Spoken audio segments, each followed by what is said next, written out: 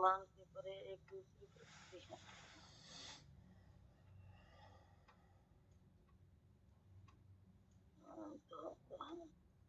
यह कैसे संभव है? जब बादल आकाश में आता है तो ऐसा लगता है कि उसने आकाश का एक बड़ा भाग ढक लिया है, परंतु वास्तव में वह बादल बहुत छोटा सा बिंदु होता है और उसने संपूर्ण आकाश के केवल एक नगण्य अंश को ढका होता है। क्योंकि हम इतने छोटे हैं, इसलिए बादल द्वारा कुछ 100 मील तक के भाग को ढक लिया जाने पर हमें प्रतीत होता है कि संपूर्ण आकाश ढक गया है। इसी प्रकार तो इसमें ये ही दे रखा है प्रभु जी कि हम इतनी दूर तक देख नहीं सकते, क्यों? हम इतने छोटे, हम इतनी दूर तक कहाँ देख सकेंगे? हम जहां तक देखेंगे हम ये सोचेंगे कि मतलब कि सारे आकाश में बादल बादल हो रहा है, हमने तो सारा आकाश ढका हुआ दिखाई देगा, लेकिन हम बहुत दूर तक तो नहीं देख सकते। अब जैसे कि 1-2 दिन पहले ही मेरी बेटी एक पटौदी है, तो वो कहने लगी कि हमारे तो 9-10 बजे ही धूप लिकड़ी आई और हमारे लिकड़ी 12 बजे धूप। तो हमने तो यहाँ बादल दिखाई दे रहे थे, हमारे तो यहाँ बादल थे, लेकिन हम दूर तक तो नहीं देख सकते ना। जैसे वहां बादल नहीं थे तो वहां जल्दी सूर्य निकल गया और हमारे यहाँ तो 12 बजे धूप निकली थी। तो इसी तरह हम ज्यादा दूर तक नहीं देख सकते। हम जितने कुछ उस तक देख सकते हैं कि बादल इतने आकाश में, लेकिन वो सिर्फ एक छोटा सा ही भाग रहता है कि आकाश बहुत बड़ा है, इतनी गहराई तक हम इतनी दूर तक देख नहीं सकते। वो एक छोटा सा हिस्सा ही ढका हुआ है। मील तक हम भाग को ढक लिया जाने पर हमें प्रतीत होता है कि संपूर्ण आकाश ढक गया। हम तो यही सोचते हैं कि सारे आकाश में बादल है। इसी प्रकार यह सारा भौतिक ब्रह्मांड अंत आध्यात्मिक आकाश में एक छोटे से महत्वहीन बादल के टुकड़े जैसा है, और यह भौतिक विश्व महत्वतः पदार्थ के अंदर बाधा है।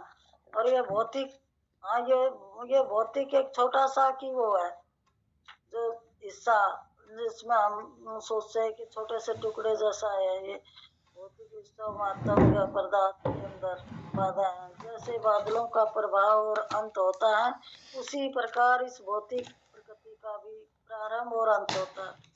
जो ये भौतिक है, भौतिक है, चाहे ऊंचे लोक हो या पृथ्वी हो, सबका अंत होता है। जो इंसान जन्म लेता है वो चला जाता है। जन्म मृत्यु ये तो भौतिक संसार में है, लेकिन ये भगवान का धाम में नहीं है। भगवान का आध्यात्मिक धाम है, वो सनातन है, उसमें ये ना मृत्यु होती है ना ये जन्म होता है बार बार। जब बादल छट जाते हैं और आकाश साफ हो जाता है, तब हम हर चीज को साफ साफ देख सकते हैं। इसी प्रकार शरीर आत्मा पर से गुजरते हुए बादलों की तरह है। जैसे हमारा शरीर भी ऐसा ही है, बादलों की तरह। जैसे हम अपने आत्मा की नजर से देखेंगे तो हमें सब कुछ साफ साफ दिखाई देंगे, और जब हम शरीर के लेवल पर देखेंगे तो हमें कुछ नहीं दिखाई देगा। हम बस अपने भौतिक शरीर के उसमें फंसे रहेंगे। और आत्मा के लेवल पर हम भगवान को जान सकेंगे, भगवान को पहचान सकेंगे। और जैसे जैसे बादल हट जाते हैं, आकाश तो साफ दिखने लग जाता है। वह कुछ समय तक वहां ठहरता है और कुछ कोण उत्पाद करता है, घटता है और अंत में लुप्त हो जाता है। ये बस किसी भी भौतिक क्रिया जैसे हम देखते हैं, उसमें भौतिक प्रकृति के ये 6 परिवर्तन होते। ये 6 परिवर्तन कौन से हैं प्रभु जी? ये मोह मद मच्छर, ये लोभ, ये है? नहीं माता जी, ये शारीरिक परिवर्तन है, जैसे जन्म लेना, बढ़ना, बाल्यावस्था, हाँ और फिर जवानी में आना, फिर फिर बड़ा संतान उत्पन्न करना और फिर ढल जाना। अच्छा, यह उत्पन्न होती हैं, बढ़ती हैं, कुछ समय तक वहां रहती है, कुछ गौण चीजें उत्पन्न करती है और क्षीण होते ही अंत में लुप्त हो जाती है। हाँ, तो जैसे ये जैसे छोटा होता है, फिर थोड़ा सा बड़ा होता है, फिर जवान होता है, फिर बुढ़ापा आता है, फिर अंत में वो चला जाता है। प्रभु जी और आप समझा दो, मेरे को तो ऐसा ही है, मेरी समझ में कुछ कम है। माता जी, इसमें एक है ना कि महत तत्व आया है शब्द। इस यह भौतिक विश्व महत तत्व पदार्थ के अंदर बंधा है। महत तत्व का आपको अर्थ मालूम है? नहीं पता प्रभु जी, मैंने तो मैं तो कहाँ हूँ। और केश माता जी आप बता दो, मेरे को तो नहीं पता।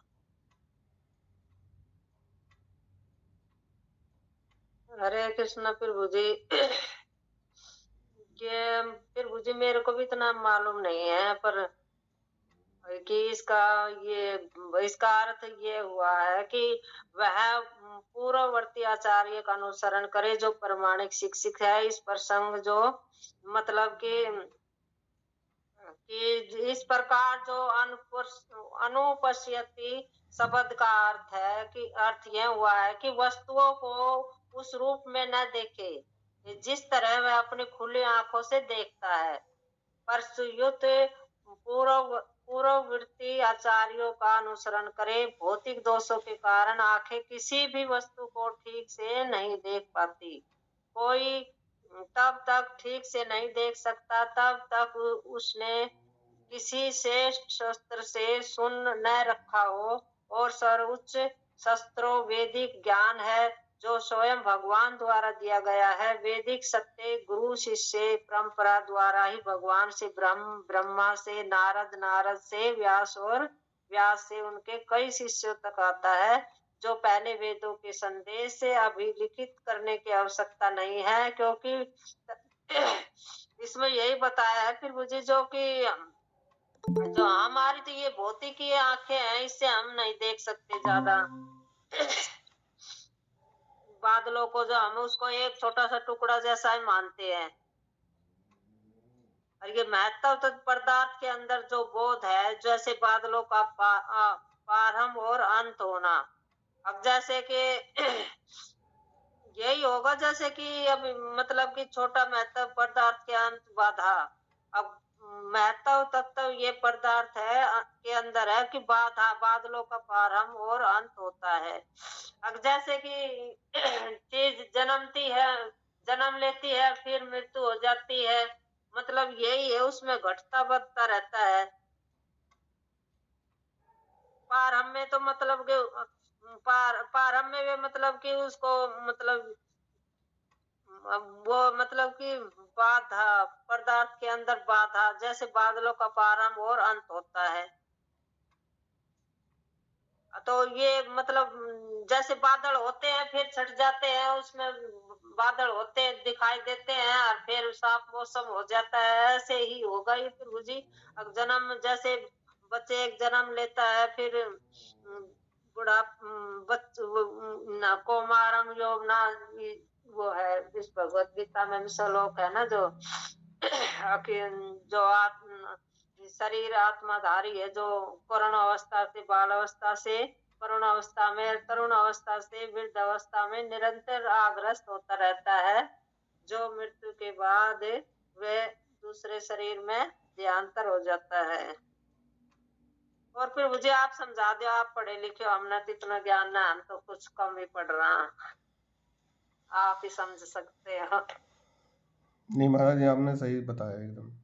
बस इसमें एक शब्द है जो मेरे को सही लग रहा है, वो है सनातन। यानी कि जो भगवान का धाम है वो सनातन है, इसलिए हाँ, वो कभी जैसे यहाँ जन्म मृत्यु होती है, वहाँ कभी भी घटता मिटता नहीं है, वो हमेशा ही सदा रहता है। सदा बाहर है। हाँ जी। तो जैसे वहाँ पर सनातन एक मतलब वैसे ही चलता जा रहा। तो इसीलिए ये जो सनातन है ये गोलोक धाम से आया है और यही हमारा सनातनी रूप है। इसलिए रूप भी हमारे है। आचार्य हमारे को बोलते हैं सनातन एक धर्म नहीं है, सनातन एक व्यक्ति का, एक इंसान का गुण है जो गुण है, उसको तो ये भूल बड़े भूल बड़े गए हैं आचार्यों उसको। ने जो दिए है ना। और ये सनातन का कनेक्शन सीधा सीधा गोलोक वृंदावन धाम से है, हाँ जी। जिसको हम भूल गए हैं।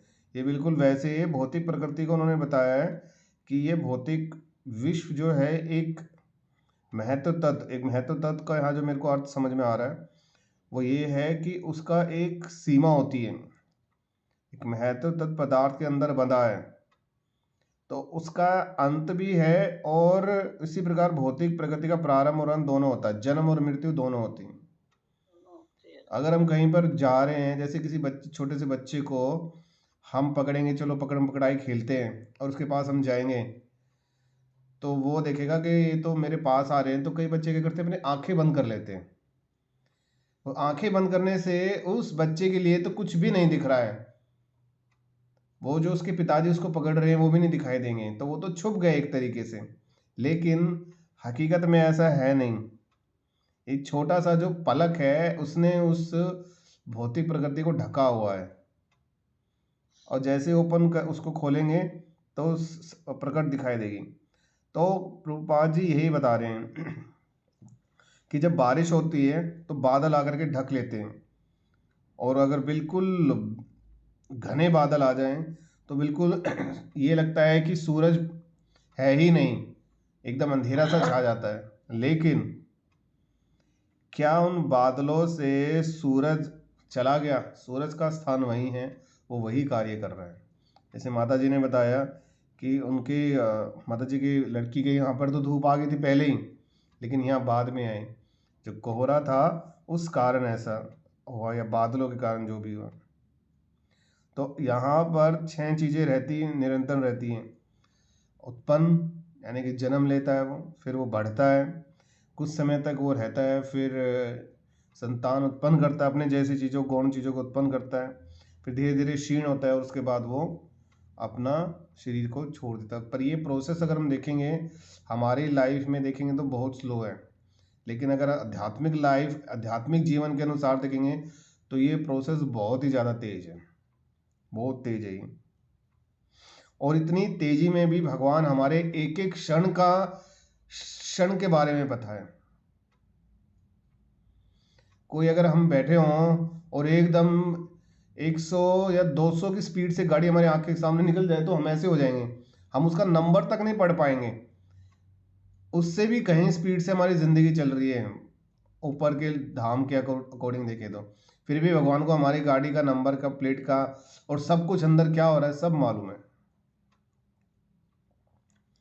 तो यहाँ पर प्रभुपाद जी ने यही बताया है कि छोटी ये सी फिर चीज उसी के के आवरण। बादलों के, ये जो बादल के ये उदाहरण दे के ही समझाया गया है कि जैसे कि अब सूर्य तो है पर बादल के कारण वो दिखाई नहीं देता, उसका अस्तित्व तो है, सूर्य तो निकला हुआ है पर हमें दिखाई नहीं दे रहा ना, वो सूर्य तो अपना कार्य कर रहा है अपनी जगह पर। हाँ जी माता जी, ठीक है माता जी, आगे पढ़िए आप।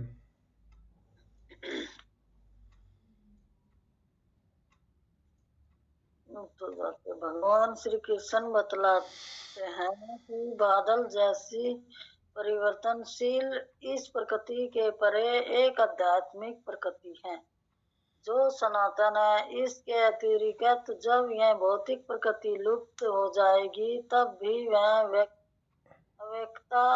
अव्यक्त सनातन विद्यमान रहेगा। कि जब यह प्रकृति लुप्त हो जाएगी, खत्म हो जाएगी, जब भी वो भगवान का धाम कभी खत्म नहीं होता, वो तो सनातन है, वह भी हमेशा विद्यमान रहेगी। वैदिक साहित्य में इस भौतिक आकाश और आध्यात्मिक आकाश के विषय में बहुत सारी जानकारी है। श्रीमद् भागवतम के दूसरे कंद में आध्यात्मिक आकाश और उसके निवासियों का वर्णन है। इसमें तो यह जानकारी भी दी गई है कि आध्यात्मिक आध्यात्मिक व्योम में दिव्य विमान होते हैं और मुक्त जीव इन दिव्य विमानों में बिजली की तरह यात्रा करते हैं। ये भगवान का धाम में ये में दिव्य विमान कौन से होते हैं भगवान का धाम में? दिव्य विमान माता जी, जैसे कि आपने रामायण में पढ़ा होगा ना, जब भगवान ने रावण को मारा तो उनका दिव्य विमान आया था, तो उसमें वो तो बैठ के भगवान वो गए थे। ठीक इसी तरीके से ये तो भगवान का विमान हो गया। वहाँ पर हर किसी का अपना एक विमान है, वो उसमें हवा बैठ बिजली के, और वो विमान धुआं नहीं छोड़ता, बिल्कुल पॉल्यूशन रहित है, और उसकी संरचना इतनी है, वो खुले भी रहते हैं और ढके हुए भी रहते हैं, और बिजली की तरह से चलते हैं। बिजली की जो हाँ स्पीड आप देखोगे, बादलों में कभी बिजली चमक रही हो तो कितनी तेजी से प्रकट होती है और अप्रकट हो जाती है। तो इसी हाँ तरीके से ये तो उन्होंने प्रभुपाद जी ने जो समानता करने की कोशिश की है, वरना वो उससे भी अधिक वेगशील होते हैं, बहुत ज़्यादा तेज चलते हैं। यात्रा करते हैं। जो भी चीज हम यहाँ देखते हैं वह वास्तविक रूप से वहाँ भी पाई जा सकती है। इस भौतिक आकाश में हर चीज आध्यात्मिक आकाश में पाई जाने वाली चीजें की विकृति, परछाई या नकल है। यहाँ तो मतलब ऐसी है कि यहाँ तो नकल है बस। वहाँ आध्यात्मिक जो चीज है वहाँ यहाँ भी पाई जाती है, लेकिन वहाँ तो भगवान का धाम है, वह तो एकदम चलायमान है, वे सारी वस्तु चलायमान है, वहाँ चेतन है हम सब वहाँ पे। चलती है वहाँ, लेकिन यहाँ तो एक परछाई है, परछाई है, नकल है एक। यहाँ मतलब वैसी नहीं है कि वहाँ तो हर चीज चलती है और यहाँ कुछ चलती नहीं है, वैसे ही परछाई की तरह है ये। जैसे सिनेमा में हम केवल वास्तविक चीज की परछाई, या जैसे कि वो दीवार पे परछाई पे चित्र आते हैं, फिल्म आती है वो देखते हैं, तो ऐसी तरह यह एक परछाई है, छवि देखते हैं। वैसे ही श्रीमद् भागवतम में कहा गया है कि यह भौतिक जगत द्रव्यों का संयोग मात्र है। ये भौतिक जगत है, इसमें तो बस ऐसा ही है, दुख सुख और अपने मनमानी से जो भी है, जो वास्तविकता के आधार पर उसी तरह बनाया गया है। जिस प्रकार दुकान की खिड़की में लड़की की मूर्त वास्तविक लड़की की तरह ही बनाई जाती है। जैसे कि एक चित्र बना दिया लड़की का, तो वो लड़की है, तो लेकिन उसके अंदर आत्मा तो नहीं है, उसकी लड़की की तरह ही वो दिखाई तो देगी कि ये लड़की है, लेकिन ना तो उसके अंदर आत्मा है, ना वो चलती है, ना वो बोल सकती है। वो तो एक चित्र है, बस एक परछाई। हर समझदार व्यक्ति जानता है कि मूर्ति एक नकल मात्र है। हाँ, तो वो एक मूर्ति है, वो एक नकल है, वो ना बोलती है ना चलती है। और श्रीधर स्वामी कहते हैं कि चूंकि आध्यात्मिक जगत सत्य है, भगवान के धाम तो हमें सत्य है, उसमें हर गुण सत्य की है, सारी चीज सत्य, सब कुछ सारा धाम सत्य है। वहाँ ये झूठ पाठ ये इधर उधर की ऐसी वैसी कोई बात नहीं है, सिर्फ भगवान की सेवा, भगवान का नाम, भगवान की भक्ति, और सारी चीज मतलब चलने वाली है, हर चीज ऐसी चीज है वहाँ। तो इसलिए यह भौतिक संसार जो उसकी नकल है, ये तो नकल है बस। वास्तविक लगता है कि हमें वास्तविकता का अर्थ जानना होगा। वास्तविकता का अर्थ है वह अस्तित्व जिसे नष्ट नहीं किया जा सकता, कि भगवान के धाम में कोई नष्ट नहीं होता, ना कोई मरता है। वास्तविकता का अर्थ है शाश्वत ना। और जैसे हमारी यहाँ तो भौतिक संसार में आत्मा है, और हम बस आत्मा निकल जाती है, यहाँ तो नष्ट हो जाता है, और वहां तो ना तो नष्ट होता है न शाश्वत है, आत्मा शाश्वत है वहाँ। तो ये इधर रखा है, फिर मुझे आप समझा दो, मैं तो ऐसा ही आता मेरे को।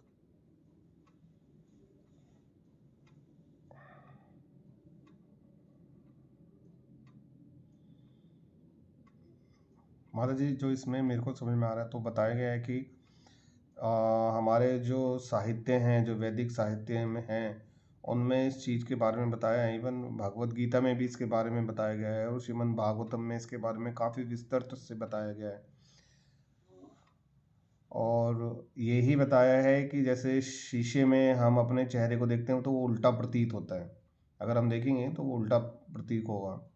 ठीक इसी तरह से ये हमारे मूल यानी कि सनातन धाम का विकृत रूप है,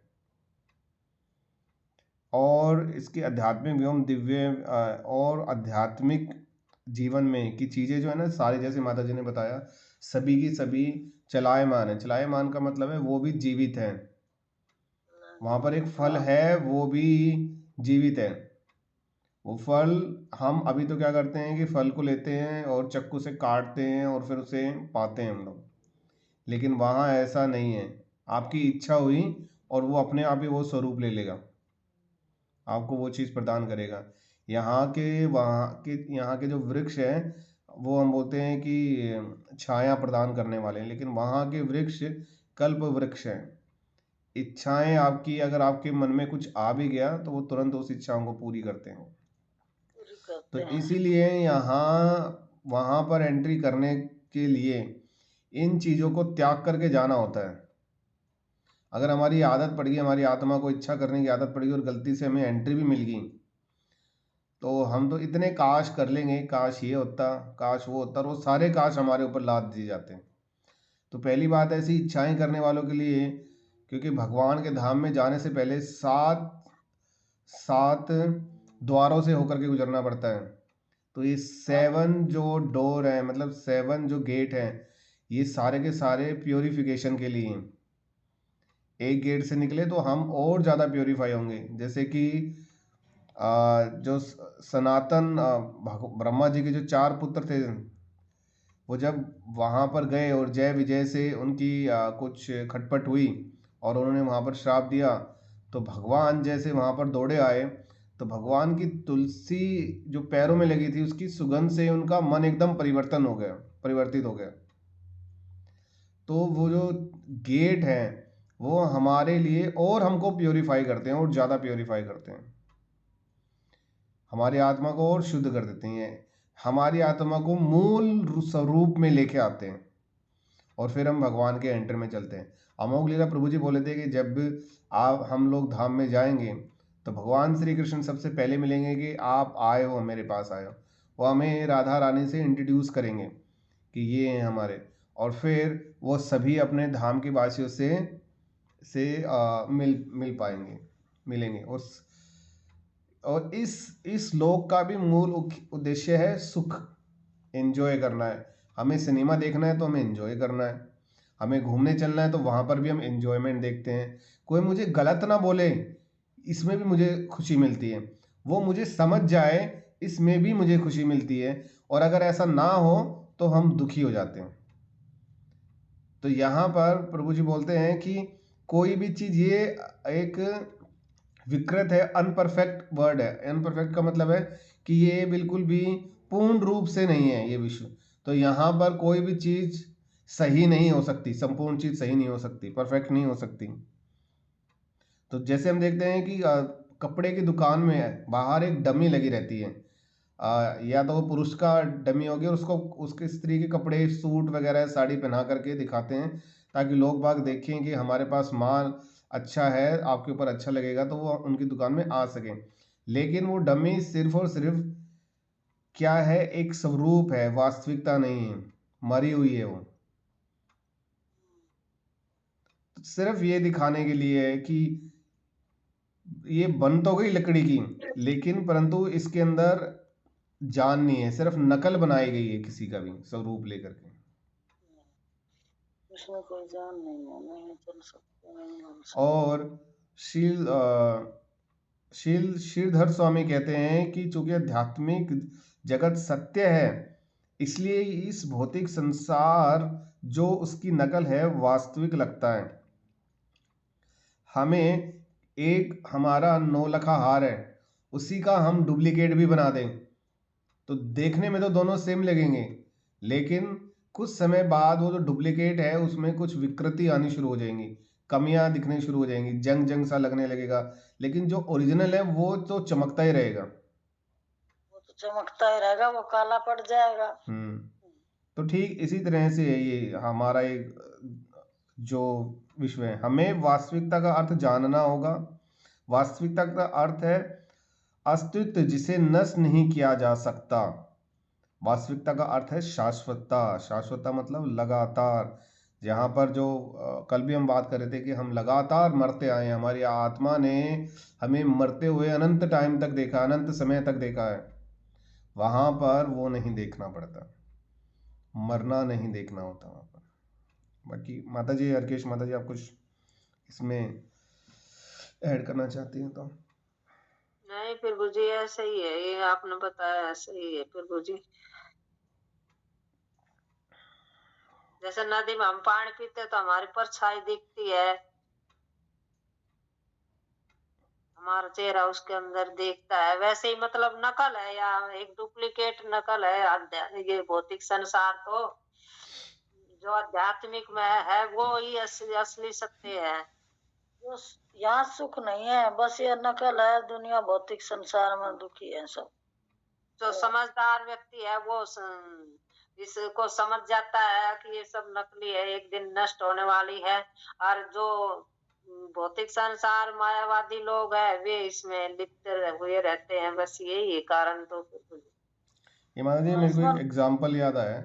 एग्जाम्पल क्या है कि जैसे एम्बुलेंस होती है, एम्बुलेंस के फ्रंट उस पर लाइन पे उल्टा लिखा होता है, लेकिन जब हम भगवान के का संकीर्तन करने वाली गाड़ी में आगे बैठे होंगे तो वहाँ पर एक शीशा लगा होता है जिसमें ड्राइवर पीछे की तरफ देख सकता है। वो शीशा हमें वास्तविकता दिखाता है कि एम्बुलेंस को वो सीधा करके बताता है कि ये बाहर जो लोग खड़े हैं वो उसको उल्टा पढ़ेंगे कि तो उल्टा पुल्टा लिखा हुआ है, लेकिन जो भक्त है गाड़ी में बैठा हुआ है वो आध्यात्मिक आंखों से देख पाएगा, हरे कृष्ण महामंत्र की आंखों से देख पाएगा कि ये तो एम्बुलेंस लिखा हुआ है, तो वो पहचान जाएगा उसको। ये इन सबको पहचान जाएंगे। तो जितने भी हमारे गोस्वामीज हैं, हमारे जो गुरु हैं और जिन्होंने स्कूल में बहुत समय दिया है और बहुत अच्छी भक्ति की है, वो ड्राइवर हैं और हम उनके साथ बैठे हुए कौन है, पैसेंजर हैं। वो हमें बता रहे हैं कि भैया हम जो ये भौतिक वर्ड है ये उल्टा पुल्टा है, समझ जाओ। वो बार बार हमें बता रहे हैं क्योंकि हम शीशे में देख नहीं पा रहे हैं। देख कौन पा रहा है? जो चला रहा है, क्योंकि उसी ने अपने शीशे को उस हिसाब से सेट किया हुआ है। वो हमें गाइड कर रहे हैं कि जो पीछे चीज आ रही है ना वो एम्बुलेंस है, ये जो शोर मचा रही है ये एम्बुलेंस है। तो जो भौतिक वर्ड है ये दुखों का घर है, ये बार बार हमारे आचार्य हमें बताते हैं एक ड्राइवर की तरह से, ताकि हम उसे देखें और अपने आप को भक्ति में लगाएं। ये संसार है, ये कुछ दिन का मेला है, बस इस मेले में घूमन आ रहे हैं, 2 दिन के मेहमान है यहाँ बस। ले माता जी, एक बात हो रहा है, जैसे हम ये बात तो करते हैं कि हम मेले में आए हुए हैं और ये भौतिक शब्द है, क्या जब वास्तविकता में हम अपने परिवारजनों के बीच में आते हैं तो क्या ये भाव हमारे अंदर रह पाता है? कहाँ रह पाता है प्रभु जी, फिर थोड़ी सी कुछ बात होती के साथ वो ही मेरा तेरा हो जाता है। इतने हम अभी इतने भक्ति में कहाँ हैं, बहुत हमारे कलमश बहुत भरे हैं अंदर, अभी ना समझ पावे हम इतना। लेकिन हम सोच तो है, समझ भी है या इस बात की हमने कि इसमें आए हैं चले जाएंगे, कुछ भी मेरा नहीं है, लेकिन फिर भी कुछ थोड़ा सा गड़बड़ हो जाता है या कुछ टूट फूट जाता है तो फिर भी यही होता है, ये सामान तोड़ दिया, ये नु कर दिया, ये मेरा है, फलाना ढिकड़ा, बस ऐसे ही हो जाता है प्रभु जी, इतना नहीं। कर पाते हैं हम। हमारे जैसे किसी की मृत्यु होती है तो हम जाते हैं तो हमारे यहाँ पर बोला जाता है राम नाम सत्य है ना। हर जगह बोला जाता है फिर बुझी। नहीं माता जी, मैंने सुना है कि जो बंगाल में है वहाँ पे कीर्तन करते हुए चलते हैं, हरे कृष्णा कीर्तन होता है वहाँ पर। तो नहीं पता फिर बुझे, पर हमारे जैसे यहाँ देहात में अपना भारत हाँ, में तो यहाँ तो ये ऐसे नाम। ही बोला जाता है, नॉर्थ इंडिया में तो यही बोला जाता है। और अगर हम किसी के घर पे बैठ जाएं और हरे कृष्णा महामंत्र करें तब तो ठीक है, लेकिन अगर इसकी जगह हमने बोल दिया राम नाम सत्य है तो सारे ऐसे देखेंगे हमें, पता नहीं क्या क्या ये झूठ बोल रहा है। वो व्यक्ति जो बैठा हुआ है उनके घर में, उसने बोल दिया राम नाम सत्य है, तो झूठ तो है नहीं, है तो सत्य ही। लेकिन अगर उसने इस चीज को बोल दिया वहां पर घर में बैठे हुए, तो बस उसकी तो हालत खराब कर देंगे वो। तो भाई हमने मारना आ रहा है तो क्या कर रहा है यहाँ पर आके, क्या बाप ये बात यहाँ बोलते हैं कोई। लेकिन अगर हमने देखा, हम जी को मार रहा है। हाँ, तो देखा जाए तो राम का नाम तो सत्य है ही, लेकिन हाँ उसको सिर्फ इस्तेमाल, उसको कहाँ बोला जा रहा है, सिर्फ मृत्यु के समय पर ही बोला जा रहा है, जब उनकी अर्थी को लेकर के जाते हैं। ये उसी से वो फिर रिलेटेड बुद्धि हो गया बस। जहाँ जहाँ वे और लोग खड़े रहे उनको ये समझ में आ जाए कि राम नाम का नाम ही सत्य है, एक दिन सबने जाना है वहां पे, समझ ले भैया यहाँ कुछ ना है। और अपना माता मेरा जी, कर अभी रहा हूँ। अगर हम देखेंगे जैसे कि जाते हैं ना किसी की अंत्योष्टि में जाते हैं, बड़े हैरानी की बात है, वहां पर भी आजकल के लोग है ना, उस व्यक्ति के बारे में बात नहीं करेंगे, भगवान के बारे में बात नहीं करेंगे, उनके अपने बिजनेस के बारे में बात होती है, उसने उसको ये कह दिया इसके बारे में बात होती है। अब जो परिवार है जिसके घर से वास्तविकता में वो व्यक्ति गया है, वो थोड़े शोक में रहते हैं, और वो तो बाकी दुखी रहे। मैं देखता हूँ नहीं दिखाई देते, वो भाव ही नहीं रह गया। हाँ, थोड़े से बोलेंगे हाँ भी देखो यार ये तो जीवन है, या कोई जा रहा है गाड़ी में, उसने किसी अर्थी को जाते हुए देख लिया तो वो उसको प्रणाम करेगा कि भगवान इसकी आत्मा को शांति दें, और उसको बोले उसकी गाड़ी की जो स्पीड तेज होती आ रही थी वो थोड़ी स्लो हो जाएगी, और कुछ सेकंड बाद वो स्पीड फिर से उसी तेज में आ जाएगा। तो इतने ही देर का असर रह गया है बस। कहीं गाड़ी में जा रहे हैं हम रोड पर, हमने देख लिया एक्सीडेंट हो रहा बहुत ज़बरदस्त, और हमारी गाड़ी चल रही थी बहुत तेज़ी से, तो गाड़ी की स्पीड में ब्रेक लग जाएगा कि नहीं भाई थोड़ा हमें ध्यान से चलाना चाहिए, आराम से चलाना चाहिए, लेकिन वही 5 मिनट बाद उसी उसमें गति में आ जाएंगे। वही गति है यह भौतिक संसार। हाँ फिर बुझी इतनी जल्दी सुधार नहीं होगा। ये मेरा जन्मा का कलमस भरा पड़ा है, कितने जन्म ले लिए हमने, कितने जन्म से यही चक्कर काट रहे हैं। चलिए माता जी आगे पढ़िए। नास्तो विद्यते भावो न भावो विद्यते सतः उभयोरिपो सत्वन्योस्तत्वदर्शित तत्वदर्शिनियों ने यह निष्कर्ष निकाला है कि असत्य का तो कोई स्थायित्व नहीं है और सत्य का अंत नहीं है। उन्होंने इन दोनों की प्रकृति के ध्यान द्वारा यह निष्कर्ष निकाला है कि श्रीमद् भागवत गीता के दूसरे अध्याय के 16वें श्लोक में दे रखा है यो। तो इसमें यही बता रखा है प्रभु जी की परिवर्तनशील शरीर का कोई अस्तित्व नहीं है। आधुनिक चिकित्सा विज्ञान ने भी यह स्वीकार किया है कि विभिन्न कोशिकाओं की क्रिया प्रतिक्रिया द्वारा शरीर प्रतिक्षण बदलता रहता है। तो ये हमारा शरीर बदलता रहता है, जैसे कि अभी बच्चा है, फिर छोटा है, फिर जवान है, फिर बुढ़ापा, फिर मृत्यु है। इस तरह शरीर में वृद्धि और अवस्था आती रहती है, किंतु शरीर तथा मन में निरंतर परिवर्तन होने पर भी आत्मा स्थायी रहता है। आत्मा तो हमेशा ही जवान रहती, वह कदे बुढ़ापा आता नहीं, कदे चाहे वह छोटा जीव है चाहे वह बड़ा जीव है, चाहे ये तो हमारा शरीर प्रकृति करता है बस। कि नहीं, आत्मा तो ना मरती है, ना जलती है, ना कटती है, कुछ नहीं होता आत्मा को। आत्मा ऐसी रहती है। वो कहते हैं ना बुढ़ापा हो गया, अब बुढ़ापा आ गया, फिर भी आत्मा तो जवान ही है, बेशक बुढ़ापा आ गया है, रहती है। किंतु शरीर तथा मन में निरंतर परिवर्तन होने पर भी आत्मा सहती यही पदार्थ तथा आत्मा का अंतर है। स्वभावत शरीर नित्य परिवर्तनशील है और आत्मा शाश्वत है। यह जो शाश्वत दे रखा है ना, जो हमारी आत्मा है, यह शाश्वत है। तत्वदर्शियों ने चाहे वे निर्विशेषवादी हो या सगुणवादी, इस निष्कर्ष की स्थापना की है कि विष्णु पुराण में 2.12.38 में कहा गया है कि विष्णु तथा उनके धाम स्वयं प्रकाश से प्रकाशित है।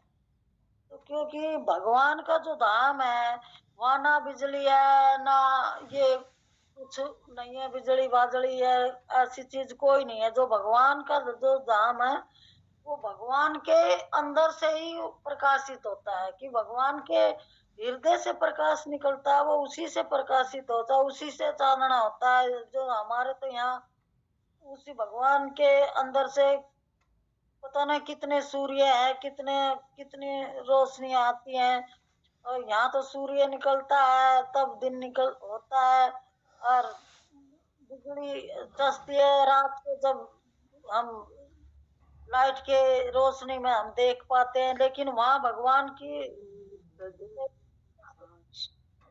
वहाँ ना लाइट है ना कुछ है। वहाँ तो कहते हैं कि माता जी बताती थी कि भगवान के अंदर से पता ना कितने सूर्य हैं भगवान के उससे निकलते।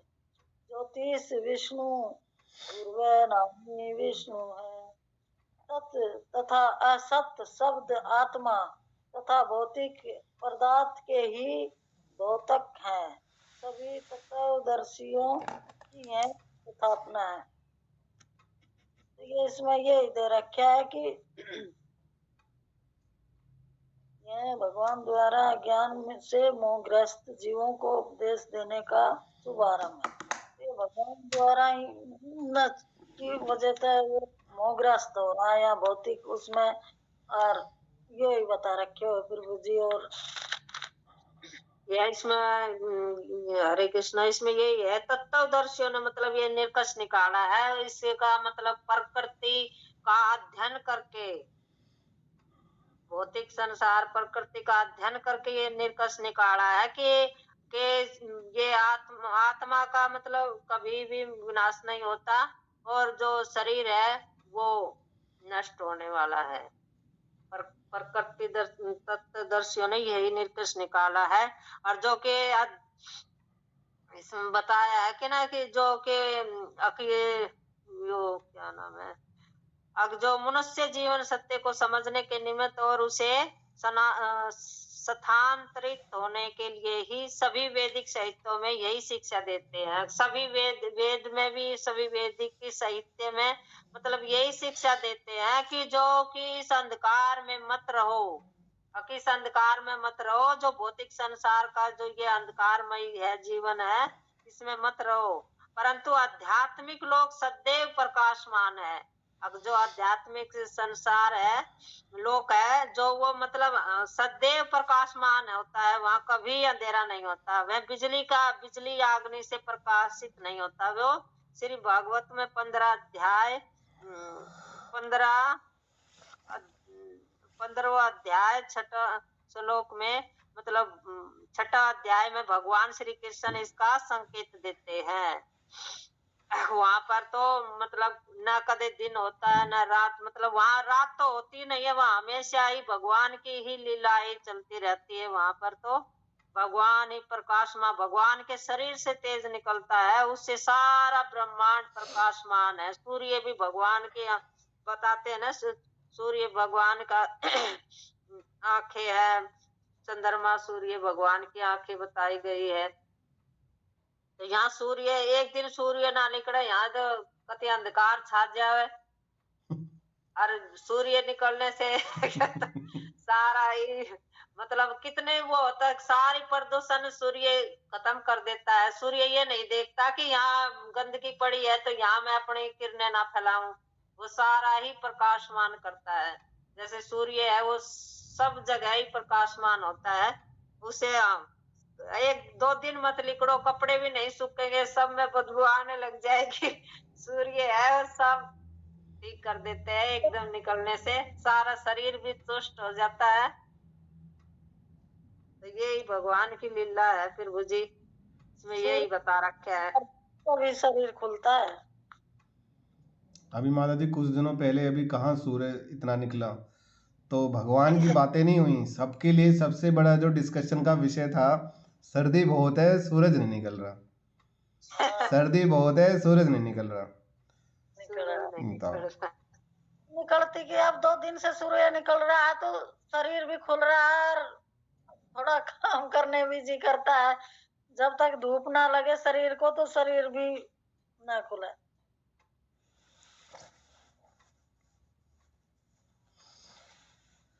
चलिए, माता जी ने अच्छा ऐड कर दिया इसमें, अच्छे से बताया। तो यहाँ पर भगवत गीता के माता जी ने वहीं से ही गीता से ही पढ़ के बताया है कि यहाँ से प्रभुपाद जी बोलते हैं, यहाँ से भगवान द्वारा ज्ञान से मोहग्रस्त जीवों को उपदेश देने का शुभारंभ होता है।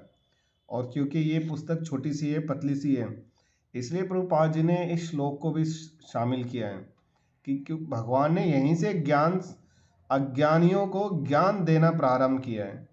तो प्रभुपाद जी ने श्लोक को ला करके भगवान के शब्दों को अज्ञानियों तक पहुंचाने की कोशिश की है।